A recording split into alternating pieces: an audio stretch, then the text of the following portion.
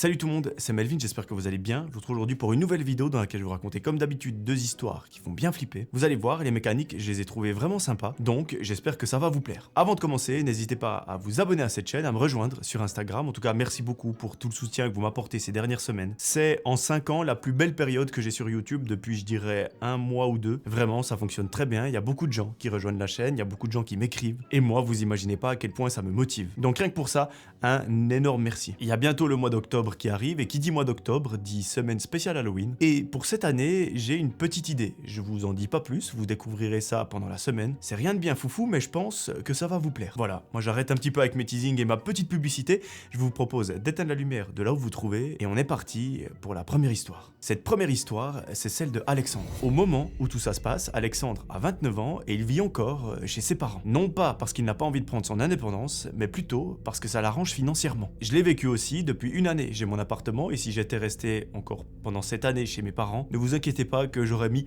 beaucoup d'argent de côté. Mais bon, avoir son petit appartement, son petit chez-soi, ça n'a pas de prix. Mais je comprends tout à fait notre ami Alexandre sur ce point-là. La maison de ses parents, elle est vraiment grande et il s'y sent très bien. Même si parfois il nous avoue qu'il aimerait bien avoir son petit studio en ville, comme à peu près tous ses potes. Et quelque chose d'intéressant, c'est qu'il nous raconte qu'il a l'impression d'être un petit peu en retard par rapport à eux, parce que voilà, il voit que toutes les personnes dans son cercle social ont un appartement, ils ont leur petit train de vie. Lui, il est encore chez ses parents à 29 ans, ça lui fait un coup, mais au fond de lui, il sait qu'il n'est pas pressé et que ça viendra forcément un jour. Et ça, dites-moi vous dans les commentaires si vous avez aussi ce sentiment.